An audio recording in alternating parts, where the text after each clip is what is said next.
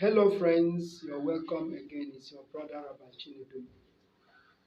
I want to begin by asking this question: who is an unbeliever?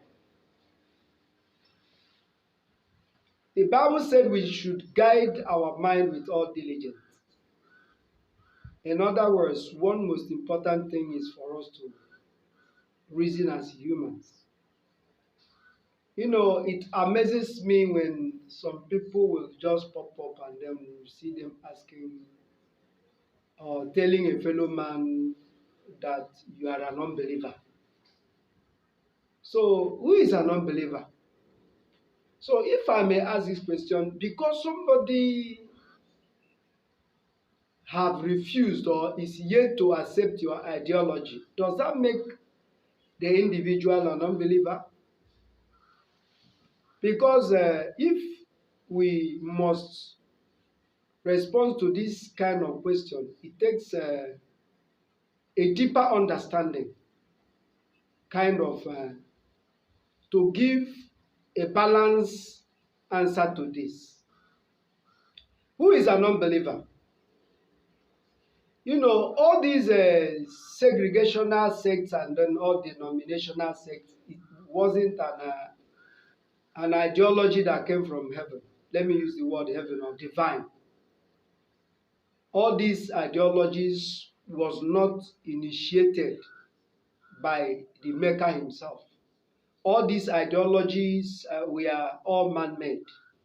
I see no reason that a man will see a fellow man and you call him an unbeliever. Because every man believes in one thing. Every man believes in one thing. The only way to get in touch with reality is to pay attention without making conclusions. Anytime you want to get in touch with reality, one most important thing is you have to pay attention without making conclusions.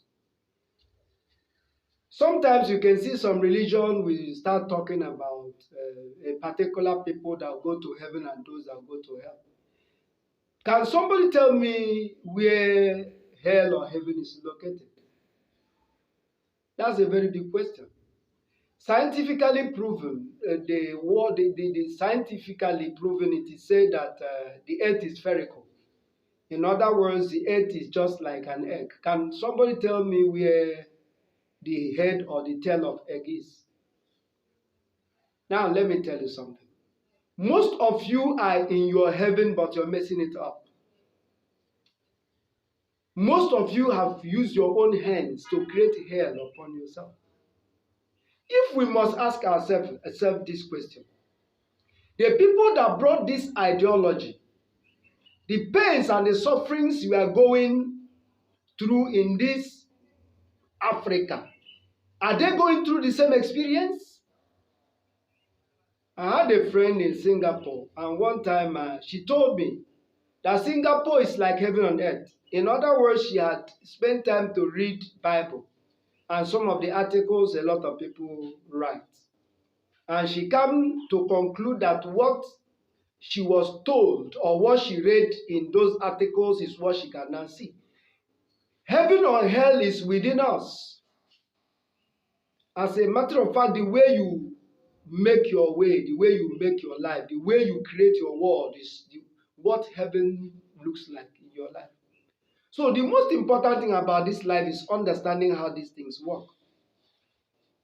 If somebody is driving your mind into believing that one brother or sister is an unbeliever, let me tell you this story.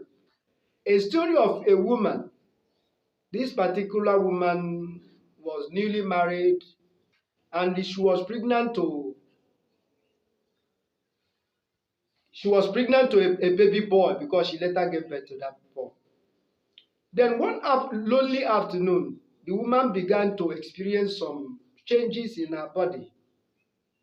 As a matter of fact, she started bleeding. And this woman ran to her neighbor, who happens to be one of these religious fanatics. The man came back from his office and was praying the usual way, fulfillment of all righteousness. While the man was busy praying, the woman in that pain and experience ran to him and then knocked at his door. The man came and was trying to find out what the woman needed.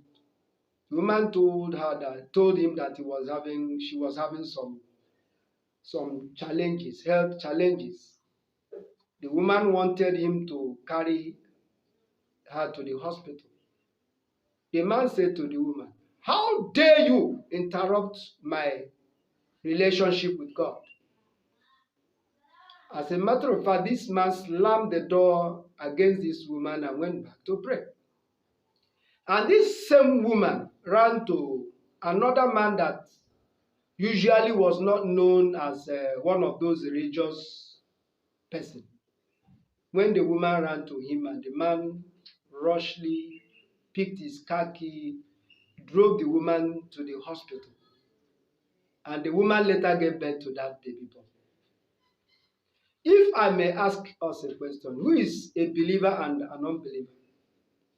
The religious fanatic, is he the believer? And the one that is not known to be identified with any religious sect, which of them is the unbeliever and unbeliever? So let me tell you something. One thing about this life is that any environment or place you find yourself, the most important thing you need to observe is yourself. When you observe yourself, the next other people are those around you. When you see yourself and see other people, it will be very difficult for you to hurt any other person. It is very difficult for you to harm any other person. Because the same way you feel, it is the same way the individual feels. So each time we talk about believing and or unbelieving, we really need to understand what all this is talking about.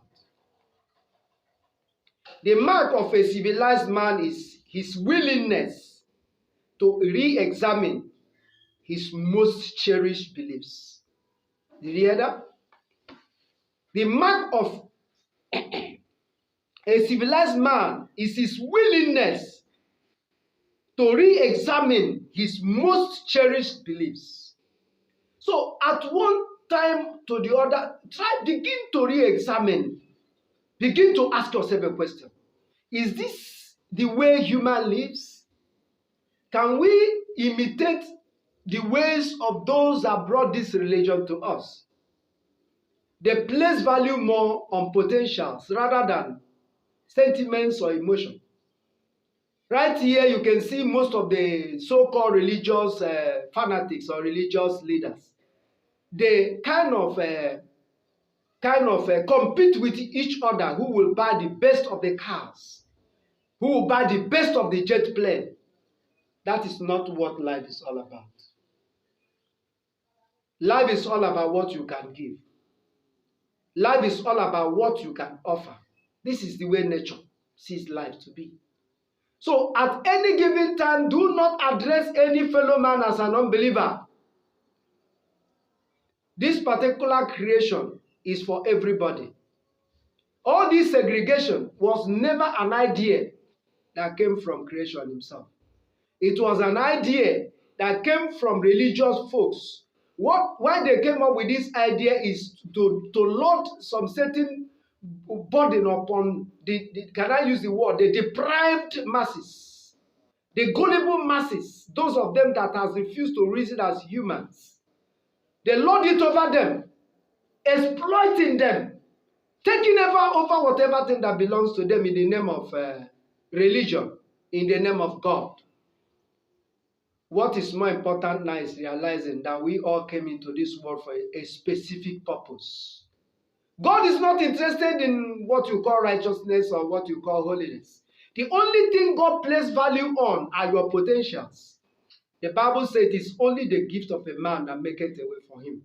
If I must ask you, have you discovered your gift? If the answer is no, endeavor to discover your gift. Endeavor to discover your gift. And the moment your gift is discovered, you begin to go walking in line with the will of your calling. Thank you. I remain your brother, Rabbi Chinedu.